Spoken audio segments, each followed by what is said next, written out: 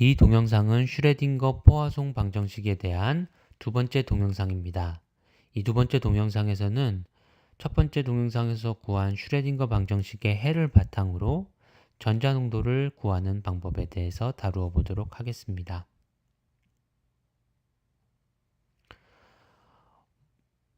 psi g, n이 나타내는 것은 깊이 방향으로의 웨이브 펑션이 될 텐데요.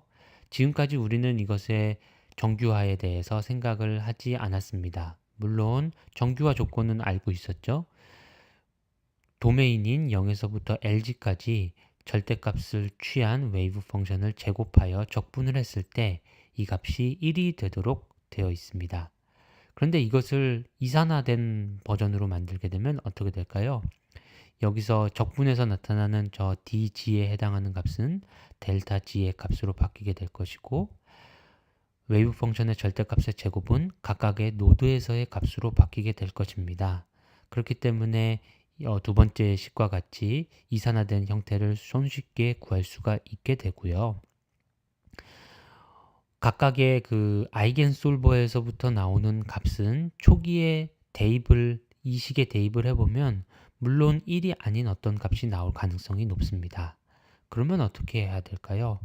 적정한 값을 곱해 주어서 이 조건을 만족하도록 웨이브 펑션을 스케일을 해주면 될 것입니다. 예를 들어서 아이겐솔버에서부터 나온 값이 좌변을 계산을 해 주었을 때 만약에 0.5가 나왔다고 생각을 해봅시다. 그러면 얼마를 곱해 주어야지만 이것을 1로 만들 수 있을까요? 당연히 2를 곱해 주어야지만 1을 만들 수 있을 것이기 때문에 결국 우리가 해야 되는 것은 처음에 아이겐솔버로부터 나온 웨이브 펑션을 그저 좌변을 계산을 한 후 이것의 역수를 취해서 그것을 원래의 웨이브 펑션의 제곱에다 곱해주게 되면 됩니다. 이와 같은 방식으로 잘 웨이브 펑션을 스케일링을 해줄 수가 있게 됩니다. 오늘은 이렇게 해가지고 스케일링을 한 후 그것을 가지고 전자농도를 구하면 되는데요. 다행스럽게도 우리가 저번에 상자 안의 전자들이라는 시리즈를 통해 가지고 전자농도를 구하는 것까지를 다 다루었기 때문에 이번에 해야 될 것은 단순히 그 전에 사용했었던 사인 제곱 대신에 여기서 실제로 구해진 웨이브 펑션의 제곱을 사용을 하는 것만이 다르게 됩니다. 그것만 조심을 해주시면 그 이후 과정은 전과 동일하기 때문에 이 동영상은 바로 마칠 수가 있을 것 같고요. 지금부터 보여드리는 것들은 그 전에 매트랩 코드를 그저 다시 보여드리는 것인데 그 전에 너무 작게 돼 있어 가지고 다시 보여드리는 것입니다. 여기 나와 있는 것들은 동일한 그 유효 숫자를 동일한 상수들을 그저 보여드리고 있는 것이고요. 그 전 동영상에서는 1차원 포화송만 생각을 해 주었기 때문에 LX나 LY가 정의가 안 됐더라고요. 그래서 LX나 LY를 여기에 정의를 해 주었고요. 그 다음에 코이피션트라는 이름으로 포화송 방정식도 슈레딩거 방정식도 각자 서로 다른 값들을 사용을 하고 있었기 때문에 이것들을 따로 코이피션트, 포화송, 코이피션트, 슈레딩거 이렇게 별도의 이름을 붙여 주었습니다. 넌리니어 포화송 솔버 부분에서는 별로 달라질 것이 없겠고요. 이 부분에서도 달라질 부분이 없을 것입니다. 여기서 이제 포화송 방정식 풀어줄 때 원래 코이피션트가 필요했었는데요. 이제 포화송 방정식의 코이피션트라고 다르게 써주면 되고요.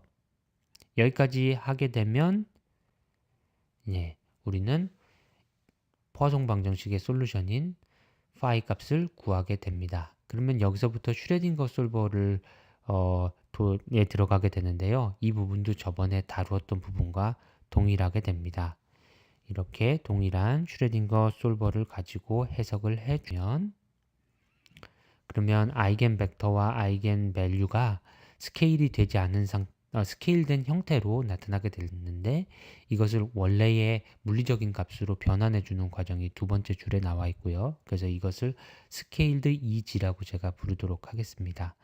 그리고 이 값들이 보통 어떤 경우에는 소팅이 되어 있는 것도 있고 소팅이 되어 있지도 않지만 이 상황에서는 소팅이 되어 있지 않다고 생각을 하고 소팅을 해보도록 하겠습니다.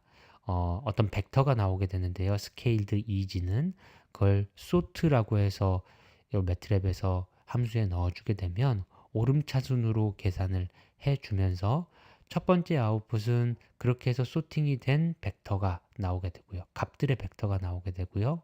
두 번째는 인덱스가 나오게 됩니다.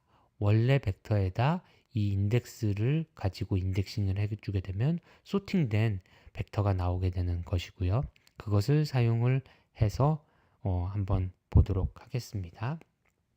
결국 이게 약간 개념이 이상할 수 있지만 소티드 인덱스를 사용을 해서 소티드 인덱스의 첫 번째 값을 가지고 스케일드 이지를 구하게 되면 그때 그것이 소티드 이지가 나오게 돼 있는 이런 상황입니다.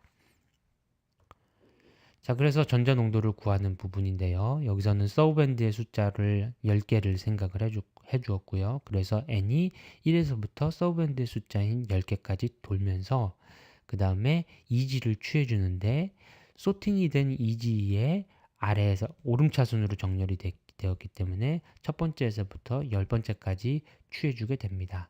그리고는 그 다음 줄에서 아이겐 벡터들을 취하는데요. 이 아이겐 벡터들이 컬럼 벡터의 형태로 나와 있는데 우리가 그냥 n번째를 취하지 않고 소티드 인덱스의 n번째를 취하게 되면 이것이 바로 소팅이 되지 않은 형태의 아이겐 벡터 중에서 소팅된 형태로 바꾸어지는 그런 그런 변환이 되게 돼 있습니다. 그리고는 점을 찍고 꺽쇠를 사용을 해서 제곱을 구해주고요. 그래서 컴포넌트 와이즈하게 제곱이 된 형태가 지금 현재 웨이브 펑션 2에 들어가 있고요. 그래서 이 벡터는 각각 제곱된 웨이브 펑션을 가지고 있습니다. 이 벡터를 썸을 취한 후 델타 G를 곱해준 값을 노멀라이제이션이라고 부르고요.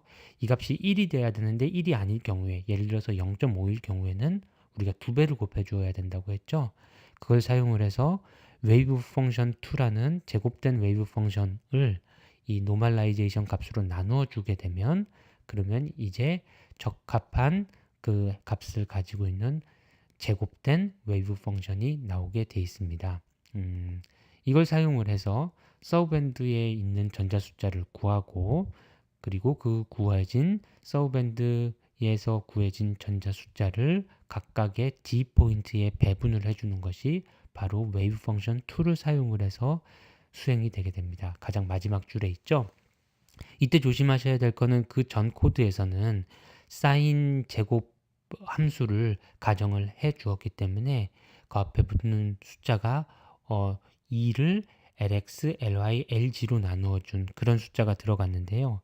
여기서는 지방향 디펜던스는 이제 웨이브 펑션에서 모두 다 다루어 주기 때문에 그 앞에 붙었던 2를 lg로 나누어 주었던 그 값은 사라지게 됩니다. 그래서 순수히 1을 lx, ly로 나눠준 값이 들어가게 되고 그리고 웨이브 펑션의 제곱이 나타나게 됩니다.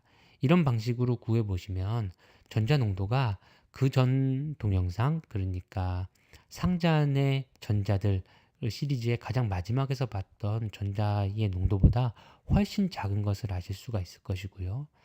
그것은 우리가 포텐셜을 그 전엔 0 일렉트론 볼트로 취해 주었지만 이 경우에는 포텐셜 에너지가 0.2 일렉트론 볼트가 넘어가는 상황입니다. 그렇기 때문에 전자의 농도가 그만큼 줄어들 수밖에 없는 상황입니다.